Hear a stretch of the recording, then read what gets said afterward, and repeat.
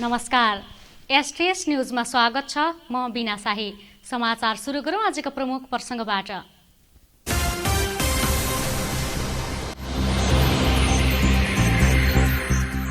नक्कली कागजात बनाई नेपाली नागरिकलाई भारत पठाउने 3 जना पक्राउ। रोजगारीको प्रलोभन दिएर युवाहरूलाई भारत पठाउने गिरोह गाउँसम्मै सक्रिय।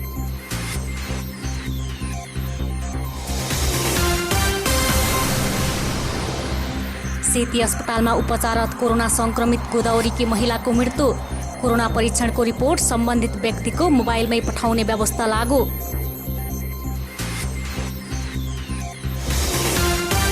ठुला पर्वको मुखमा सरकारी संस्थानद्वारा धनगढीमा सुपथ मूल्य पसल सञ्चालन। उपभोक्तालाई खाद्य सामग्री सस्तोमा उपलब्ध गराउने प्रतिबद्धता।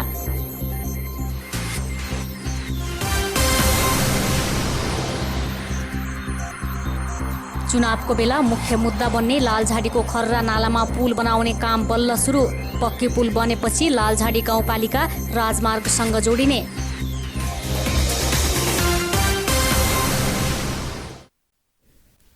अब समाचार विस्तारमा। नक्कली कागजात बनाई नेपाली नागरिकलाई भारत पठाउने धनगढीका 3 जना पक्राउ परेका छन्।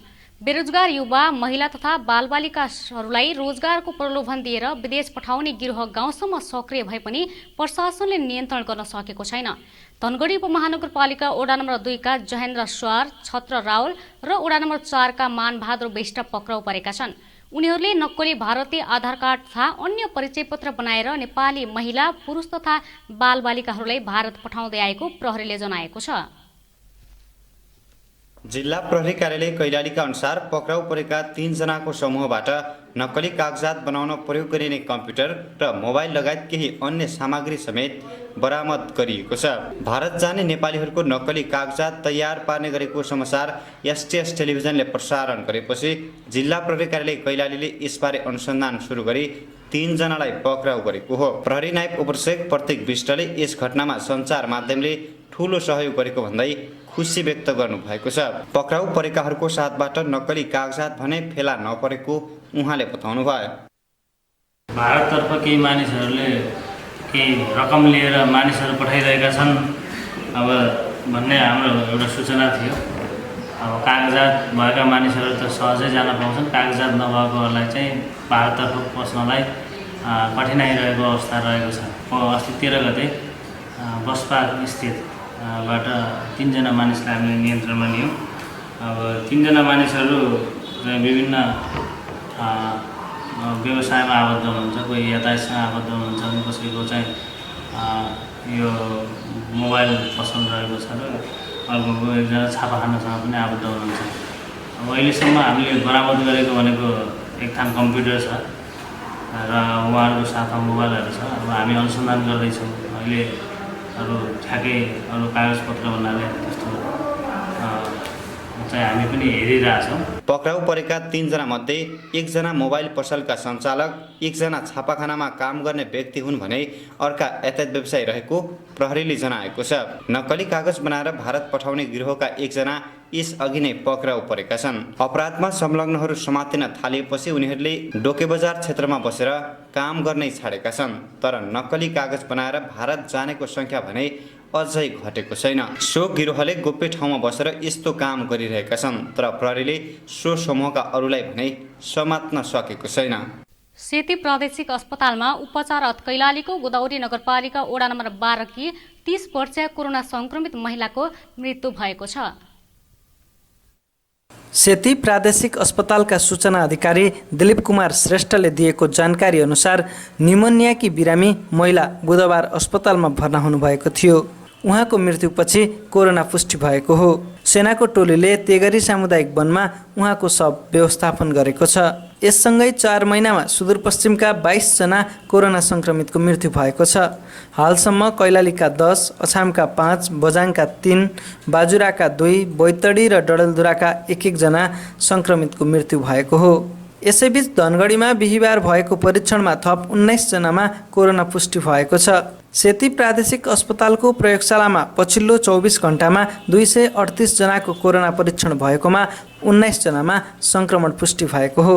प्रादेशिक अस्पतालका सूचना अधिकारी श्रेष्ठले धनगढी उपमहानगरपालिका वडा नम्बर 2, 3, 4 र 5 का एक जना, गौरीगङ्गा नगरपालिका वडा नम्बर 11 का 1 जना, चुरे गाउँपालिका वडा नम्बर 4 का 1 जना, घोडाघोडी नगरपालिकाका 2 जना र भजनी नगरपालिकाका 4 जनामा संक्रमण पुष्टि भएको बताउनुभयो। यस्तै कञ्चनपुरको बेलौरीमा 1 जना, पुनर्वासका 2 जना, महाकालीका 1 जना, डडेलधुराको परशुरामका 1 जना र डोटीको बडी केदारका 2 जनामा संक्रमण पुष्टि भएको छ। नेपालमा बिहिबार थप 1911 जनामा कोरोना भाइरसको संक्रमण पुष्टि भएको छ। स्वास्थ्य तथा जनसङ्ख्या मन्त्रालयका प्रवक्ता डाक्टर जागेश्वर गौतमका अनुसार देशभरका प्रयोगशालामा गरिएको नमुना जाँचमा 1911 जनामा संक्रमण देखिएको हो। गत 24 घण्टामा नयाँ सङ्क्रमितको सङ्ख्या 1911 रहेको छ। कोभिड-19बाट सङ्क्रमण मुक्त भई 24 घण्टामा डिस्चार्ज हुनुहुनेहरू जम्मा 961 जना हुनुहुन्छ। आजसम्म डिस्चार्ज हुनुहुने जम्मा 57,389 हुनुहुन्छ। कोभिड-19 सङ्क्रमणबाट मुक्त हुने दर 71.9% छ। 500 भन्दा बढी सक्रिय सङ्क्रमित भएको जिल्लाहरूमा मोरङ, सिराहा, सुनसरी, ललितपुर, काठमाडौँ, चितवन, भक्तपुर र रूपन्देही रहेका छन् र शून्य सङ्क्रमित भएका जिल्लाहरू मनाङ, मुस्ताङ, डोल्पा र मुगु रहेका छन्। उता डोटी जिल्ला अस्पतालको प्रयोगशालामा भएको परीक्षणमा 7 जनामा संक्रमण पुष्टि भएको छ। 93 जनाको कोरोना परीक्षण भएकोमा 7 जनामा संक्रमण पुष्टि भएको अस्पतालले जनाएको छ। अस्पतालका प्रयोगशाला इन्चार्ज सौरभ श्रेष्ठले अछामको तुर्माखात गाउँपालिकाका 5 पुरुष र 1 महिला गरी 6 जना र डोटीको दिपायल सिलगढी नगरपालिकाका 1 पुरुषमा संक्रमण देखिएको बताउनुभयो। धनगढीमा विगतका वर्ष झैं यसपालि पनि दशैं तिहार तथा छठ पर्वलाई लक्षित गरी सुपथ मूल्य पसल सञ्चालनमा आएको छ। बजारमा महँगी बढ्दै गइरहेका बेला साल ट्रेडिङ कर्पोरेसन र खाद्य तथा व्यापार कम्पनीले पसल सञ्चालनमा ल्याएका हुन्।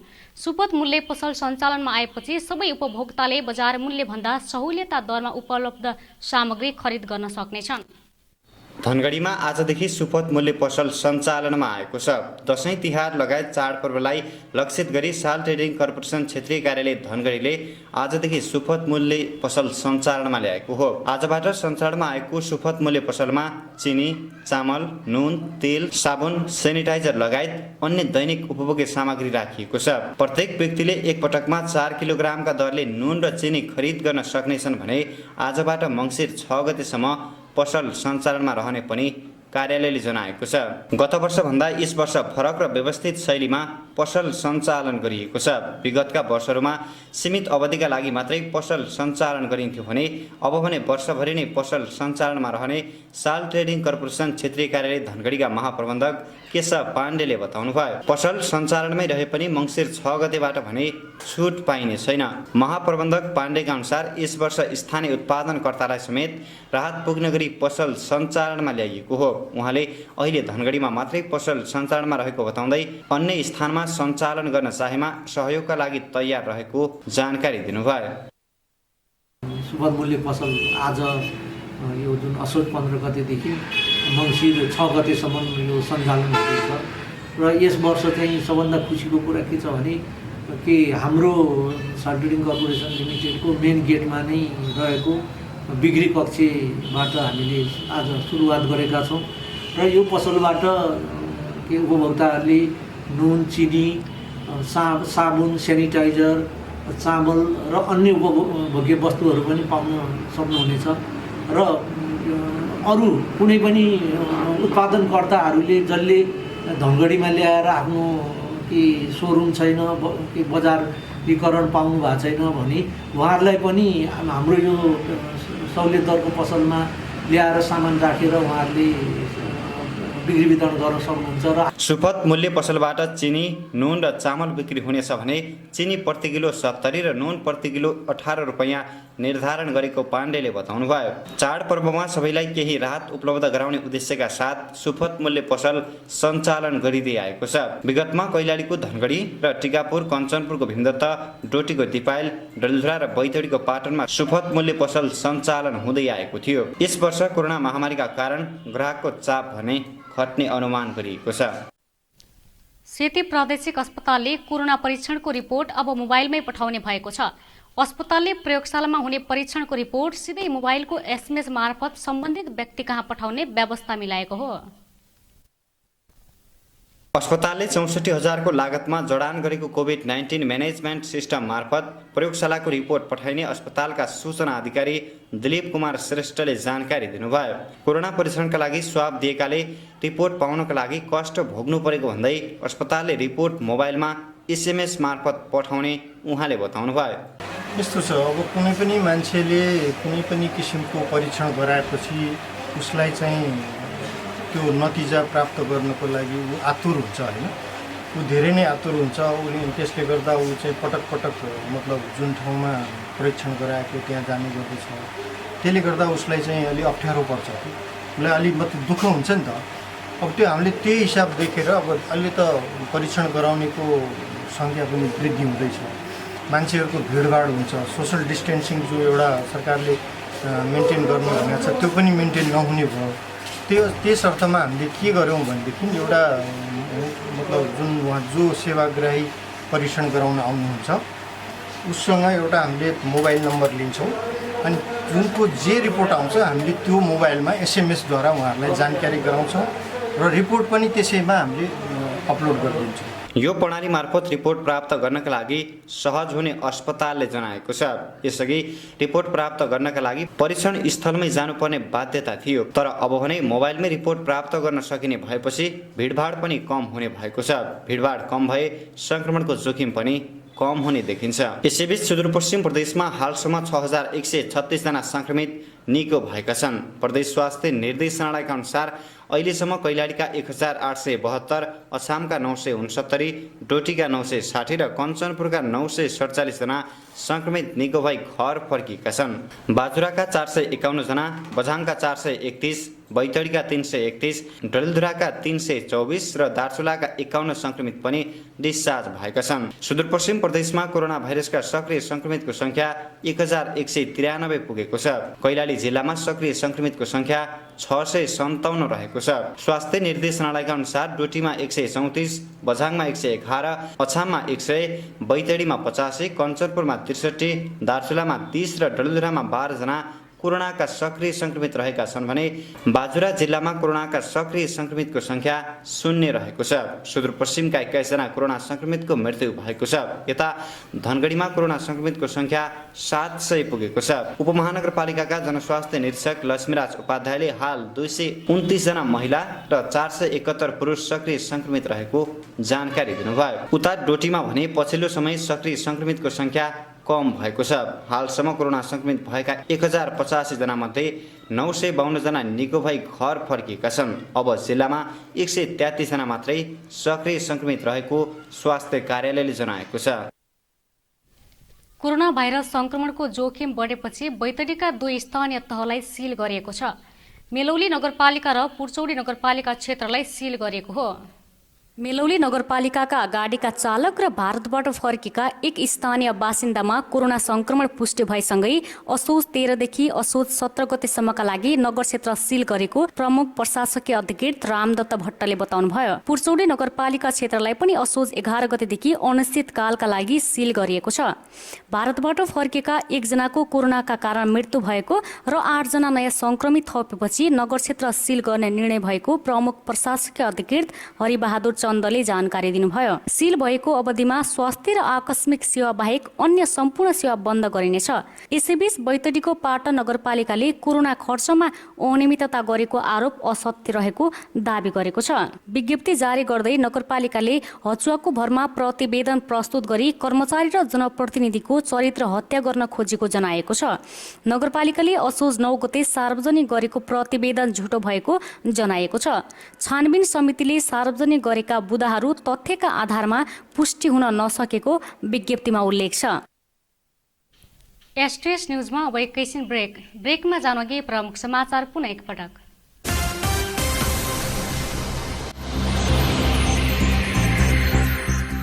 नक्कली कागजात बनाई नेपाली नागरिकलाई भारत पठाउने 3 जना पक्राउ।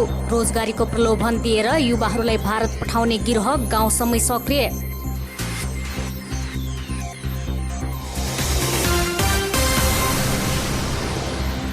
सेती अस्पतालमा उपचाररत कोरोना संक्रमित गोदावरीकी महिलाको मृत्यु। कोरोना परीक्षणको रिपोर्ट सम्बन्धित व्यक्तिको मोबाइलमै पठाउने व्यवस्था लागू।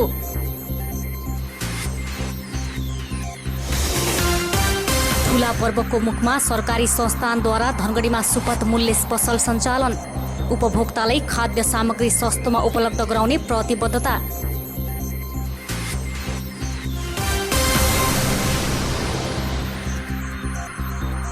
चुनावको बेला मुख्य मुद्दा बन्ने लालझाडीको खर्रा नालामा पुल बनाउने काम बल्ल सुरु। पक्की पुल बनेपछि लालझाडी गाउँपालिका राजमार्गसँग जोडिने।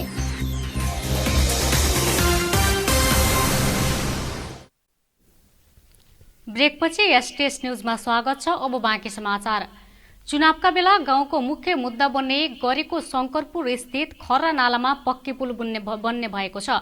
कञ्चनपुरको लालझाडी गाउँपालिकाको खर्रा नालामा लामो प्रयासपछि पुल निर्माण हुने भएको हो। पुल निर्माणका लागि स्थानीय बासिन्दाले वर्षौंदेखि विभिन्न निकायमा पहल गरेका थिए। लालझाडी गाउँपालिकाले एक कार्यक्रमबीच पुलको शिलान्यास गरेको छ।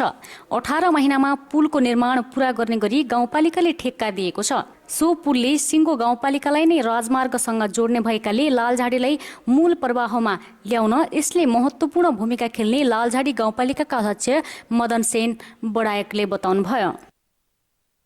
वास्तवमा यो खर्रा नालाको जुन पुल छ, यो खर्रा नालाको पुलले यो नालाले यो लालझाडी गाउँपालिकालाई हाम्रो यो दक्षिण भेगका 2टा वार्ड र उत्तरतिरको हाम्रो राजमार्गसम्म जोड्नलाई यो पुल जुन आज हामीले अहिले शिलान्यास गर्दैछौँ, शिलान्यास कार्यक्रममा छौँ, यो पुलले गर्दा यो पालिकालाई नै सिङ्गो तपाईँको यो खर्रा नालाले गाउँपालिका हाम्रो केन्द्रबिन्दु भएको कारणले उत्तर भेगको बस्तीलाई समेत यसले प्रभाव पारेको थियो। झण्डै 3 करोड लागतमा निर्माण गरिन लागेको पुल पूरा भएपछि गाउँपालिका मुख्य राजमार्गसँग जोडिनेछ। पुल नहुँदा वर्षामा गाउँपालिकाबाट सदरमुकाम लगायत अन्य ठाउँमा आवत जावत गर्न समस्या थियो। यातायात सञ्चालन सहज भए गाउँपालिकामा उत्पादन भएको कृषि सामग्रीले सहजै बजार पाउने अपेक्षा जनताले गरेका छन्। पुल बनेपछि गाउँपालिकाको समग्र विकासको सूचकमाथि उठ्ने विश्वास अध्यक्ष बडायकले लिनुभएको छ। नन्दगाउँमा हामीले हस्पिटलको लागि पनि प्राप्ति गरिसकेका छौँ र त्यो 15 शैय्या हस्पिटलको लागि पनि अस्ति स्वास्थ्य मन्त्रालयमा छिर्दा र त्यो प्रक्रिया हामीले अगाडि बढाइसकेका छौँ र सँगसँगै यहाँ सुरक्षाको लागि पनि हामीले तपाईँको 3 कट्ठा यहाँ जग्गा किनिसकेका छौँ। कैलालीमा कार्यरत 2 जना सशस्त्र प्रहरी जवान विरुद्ध जबरजस्तीकरण गरेको आरोप लागेको छ। कैलालीको पूर्वी क्षेत्रमा पर्ने श्रीलङ्का पोस्टमा कार्यरत सशस्त्र प्रहरी जवानले जबरजस्तीकरण प्रयास गर्दै यौन दुर्व्यवहार गरेको भन्दै इलाका प्रहरी कार्यालय राजापुर बर्दियामा जाहेरी दर्ता गरिएको छ। गत भदौ 15 गते कर्णाली नदीमा माछा मारेर फर्किने क्रममा 19 वर्षीय विवाहित युवती र 14 वर्षीय बालिकामाथि दुवै जवानले जबरजस्तीकरण उद्योग गरेको दाबीसहित जाहेरी दर्ता भएको हो। घटनाको अनुसन्धान भइरहेको इलाका प्रहरी कार्यालय राजापुरले जनाएको छ। उता सुदूरपश्चिम प्रदेश प्रहरी अनुसन्धान समूह आइराइटीले बझाङबाट 25 केजी लागू औषध चरे सहित 2 जनालाई पक्राउ गरेको छ। आइराइटीका प्रहरी नायब निरीक्षक केशव जोशीको कमान्डमा खटिएको टोलीले भित्तरचिर गाउँपालिका 2 मिलबाट चरे सहित 2 जनालाई पक्राउ गरेको हो। पक्राउ पर्नेमा बझाङको बुङ्गल नगरपालिका 2 बस्तीका धनबहादुर कामी र धनबहादुर धामी रहेको सुदूरपश्चिम प्रदेश प्रहरी प्रवक्ता मुकेश कुमार सिंहले बताउनुभयो। यता बैंकमा कार्यरत कर्मचारीमा कोरोना संक्रमण पुष्टि भएपछि कञ्चनपुरको बेलौरी नगरपालिका स्थित 2 बैंकका शाखा बन्द भएका छन्। बैंक अफ काठमाडौँ र राष्ट्रिय वाणिज्य बैंक श्रीपुर शाखा एक साताका लागि बन्द भएका हुन्। बैंक अफ काठमाडौँमा कार्यरत कर्मचारीमा कोरोना संक्रमण पुष्टि भएपछि सो बैंकसँगै रहेको राष्ट्रिय वाणिज्य बैंक बन्द गरेको हो। कोरोना संक्रमण पुष्टि भएका कर्मचारीको सम्पर्कमा रहेका अन्य कर्मचारीको PCR जाँच गरी नतिजा नआउँदासम्म बैंकका शाखाको कामकाज बन्द गरेको हो। कञ्चनपुरमै जबरजस्तीकरण मुद्दामा फरार 2 जना प्रतिवादी पक्राउ परेका छन्। बेलौरी नगरपालिका 2 का 27 वर्षीय ज्ञानबहादुर राणा र पुनर्वास नगरपालिका 3 का 37 वर्षीय जोगी धामी पक्राउ परेका हुन्। धामी 2059 जेठ 25 गतेबाट फरार रहेका थिए भने राणा 2073 साल 23 गतेदेखि फरार थिए। फरार प्रतिवादीहरू आफ्नै घरमा बसिरहेको अवस्थामा फेला परेको प्रहरीले जनाएको छ। अछाममा कमल बजार नगरपालिकाका कर्मचारीलाई कुटपिट गरेको आरोपमा प्रहरीले 3 जनालाई नियन्त्रणमा लिएको छ। नगरपालिकाका इन्जिनियर नरेश नेउपानेमाथि कुटपिट गरेको आरोपमा स्थानीय तपमान विष्ट, मदन विष्ट र दिनेश विष्टलाई पक्राउ गरेको जिल्ला प्रहरी कार्यालय प्रमुख योगेन्द्र सिंह थापाले बताउनुभयो। स्थानीय तह कर्मचारी हकित मञ्च रामारोशनले दोषीमाथि कारबाहीको माग गरेको छ। यता धनगढीमा मोटरसाइकल र मिनी ट्रक एक आपसमा ठोक्किँदा 1 जना घाइते भएका छन्। मोहना अत्तरिया 6 लेन सडक खण्डको चटकपुरमा मोटरसाइकल र मिनी ट्रक ठोकिएको प्रहरीले जनाएको छ। मोटरसाइकलमा सवार 1 जना घाइते भएको जिल्ला प्रहरी कार्यालयका प्रवक्ता तथा प्रहरी नायब उपरीक्षक प्रतीक विष्टले जानकारी दिनुभयो। घाइतेको सेती अस्पतालमा उपचार भइरहेको छ भने मिनी ट्रकलाई प्रहरीले नियन्त्रणमा लिएको छ। धनगढी उपमहानगरपालिका वडा नम्बर 8 को वडा कार्यालय भवन शिलान्यास गरेको छ। उपमहानगरपालिकाका प्रमुख नृपबहादुर ओड, उपप्रमुख सुशीला मिश्रा भट्ट र वडाध्यक्ष नारायण प्रसाद बरालले संयुक्त रूपमा भवनको शिलान्यास गर्नुभएको हो। 90 लाख रुपैयाँको लागत इस्टिमेटमा निर्माण भइरहेको वडा कार्यालय भवन 1 वर्षभित्रै पूरा हुने गरी ठेक्का सम्झौता गरेको छ। नगर प्रमुख नृपबहादुर ओडले 19 वटा वडामध्ये अधिकांश वडामा कार्यालय भवन निर्माण भइसकेको बताउनुभयो। यसैबीच मालिकार्जुन दार्चुला सेवा समितिले धनगढी स्थित आमाको माया छात्रावासलाई खाद्यान्न वितरण गरेको छ। दार्चुला सेवा समितिको 12औं वार्षिक उत्सवका अवसरमा आमाको माया छात्रावासलाई खाद्यान्न सहयोग गरेको हो। वार्षिक उत्सवको अवसरमा समितिका आजीवन सदस्य स्वर्गीय भैरवदत्त अवस्थी स्मृति छात्रवृत्ति कोष स्थापना गरिएको छ। सेवा समितिका अध्यक्ष महेन्द्र पन्तले 51,111 रुपियाँ राशिको स्वर्गीय भैरवदत्त अवस्थी स्मृति छात्रवृत्ति कोष स्थापना गरेको बताउनुभयो। हरेक वर्ष सरकारी स्कुलबाट कक्षा 8 मा उत्कृष्ट नतिजा ल्याउने एक जना छात्र र छात्रालाई छात्रवृत्ति प्रदान गरिने उहाँले बताउनुभयो। दानपाली ग्रुपका प्रबन्ध निर्देशक स्वर्गीय वैष्णव दानपालीको 45औं पुण्यतिथिमा आमाको माया छात्रावासका बालबालिकाहरूका लागि खाद्यान्न सहयोग गरिएको छ। स्वर्गीय दानपालीको 45औं दिनको पुण्यतिथिमा करिब 15,000 रुपियाँ मूल्यको चामल, दाल, चिनी, चिउरा लगायतको खाद्यान्न सहयोग प्रदान गरिएको हो। महानगरमा भुसिया कुकुरको आतंक बढेको छ। भुसिया कुकुरका कारण स्थानीय त्रसित हुनु परेको छ। सडकमा कुकुरको व्यवस्थापनमा उपमहानगरपालिकाले कुनै योजना कार्यान्वयन गरेको छैन। गत 1 वर्षमा कुकुरले टोकेर घाइते बनाएका 1200 भन्दा बढी मानिसले सेती प्रादेशिक अस्पतालमा उपचार गरेका छन्। संक्रामक रोग फैलिने, फोहोर यत्रतत्र छर्ने, सवारी र ट्राफिक व्यवस्थापन कार्यमा समेत अवरोध हुँदै आएको छ। त्यति मात्रै नभई छाडा कुकुरले टोकेर धेरैजना घाइते समेत भएका छन्। अब यतिको कुकुरले काट्यो भने फेरि मान्छे पस्नु त मुस्किलै हुन्छ सर होइन। यो त अब जताभावी घुमेकै छन्, फेरि गल्ली गल्लीमा पनि हिँड्न मुस्किल हुन आज फेरि धेरै छन् यति छोडेको कुकुर। जस्तै अब माना अब नगरपालिकाले अनि चाहिँ त्यो हाम्रो वडा कार्यालय सरकारी मान्छेले चाहिँ हेरिदिनु पर्ने हुन्छ होइन। अब हामी जता अब हामी त ठुलो मान्छे छ, अलि सेफ मान्छे, सानो बच्चा बच्ची भयो त टोकेर चाहिँ खतम गरिदिन्छन्। धेरै पुरा यो गल्ली गल्लीमा छन् फेरि धेरै आतङ्क, धेरैभन्दा धेरै। माथिबाट यिनी आयो, हामी डरले अटोको माथि बसेको थियौँ, फेरि यिनी गइसक्यो भने अनि जाउँला भनेर। यता छाडा कुकुरको समस्या समाधानका लागि उपमहानगरपालिकाले बन्ध्याकरण अभियान सञ्चालन गर्ने जनाएको छ। अभियानसँगै छाडा कुकुरलाई रेबिज विरुद्धको खोप लगाउने कार्यक्रम रहेको पशु सेवा शाखाका अधिकृत समीर ठाकुरले बताउनुभयो। धनगढी उपमहानगरपालिकाभित्र हेर्दाखेरि छाडा कुकुरको एकदमै बिक्री बढेछ भनौँ न। त्यसले गर्दाखेरि तपाईँको रेबिजको घटना धेरै आइरहेछ धनगढीभित्र। तपाईँको दिनहुँ 2-4 केस चाहिँ अब मान्छेलाई नटोक्यो नि तपाईँको गाई भैँसी बाख्रालाई टोकेको केस आइरहेछ। हो त्यही देखेर चाहिँ हामीले यो वर्ष चाहिँ नि सामुदायिक कुकुर बन्ध्याकरण भन्ने कार्यक्रम लिएर आउँदैछौँ। यसमा चाहिँ तपाईँको जुन छाडा कुकुर हुन्छ, भुसिया कुकुरहरू हुन्छ, त्यो कुकुरहरूलाई समातेर बन्ध्याकरण गर्ने कि त्यसले चाहिँ बर्थ कन्ट्रोल हो भनेको। त्यो कुकुरले चाहिँ बच्चा नजन्माओस्, ब्रिडिङ नगरोस् भनेर हामीले त्यस्तो कुकुर समात्दै टार्गेट राखेर यो वर्ष कति टार्गेट पुग्छ अनि हरेक वर्ष यो कार्यक्रम हामीले गर्दै गएर यहाँ धनगढीभित्रको हामीले कुकुरको जनसङ्ख्या घटाउने हो। कुकुर बन्ध्याकरण कार्यक्रम सञ्चालनमा भएपछि भुस्याहा कुकुरको वृद्धिमा त केही कमी होला, तर छाडा कुकुरका कारण हुन सक्ने सम्भावित घटना न्यूनीकरणका लागि सबैजना सजग हुनुपर्ने देखिन्छ। साउनमा 124 जना, भदौमा 133 जना छाडा कुकुरले टोकेका बिरामी अस्पताल पुगेको सेती प्रादेशिक अस्पतालका इमर्जेन्सी इन्चार्ज कृष्ण बोहराले जानकारी दिनुभयो।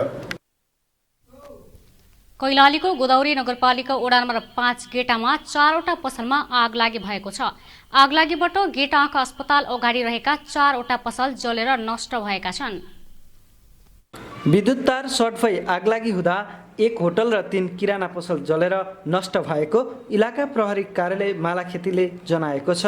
आगलागीमा परे केशव बोहराको चिया नास्ता पसल, जगदीश चौधरी, रमेश चौधरी र शिवचरण राणाको किराना पसल जलेर नष्ट भएको डिएसपी ज्ञानबहादुर विष्टले बताउनुभयो। उहाँका अनुसार आगलागीबाट करिब 3.5 लाख बराबरको क्षति भएको छ। सो आगो गोदावरी नगरपालिकाको दमकल र गेटा स्थित प्रहरी बिटबाट खटिएको टोलीले नियन्त्रणमा लिएको वडा अध्यक्ष कर्णसिंह बोहराले बताउनुभयो।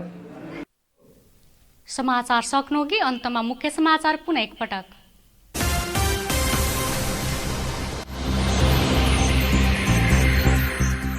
नक्कली कागजात बनाई नेपाली नागरिकलाई भारत पठाउने 3 जना पक्राउ। रोजगारीको प्रलोभन दिएर युवाहरूलाई भारत पठाउने गिरोह गाउँसम्मै सक्रिय।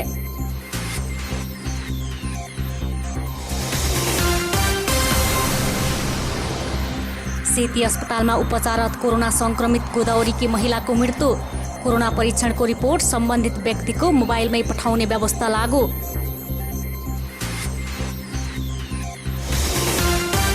ठुला पर्वको मुखमा सरकारी संस्थानद्वारा धनगढीमा सुपथ मूल्य पसल सञ्चालन। उपभोक्तालाई खाद्य सामग्री सस्तोमा उपलब्ध गराउने प्रतिबद्धता।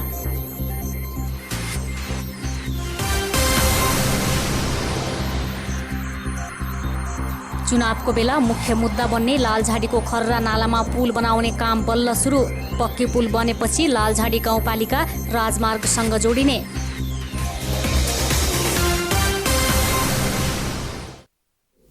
हस्त अहिलेलाई समाचार सकियो। हामी सबैलाई बिदा दिनुहोस्। नमस्कार।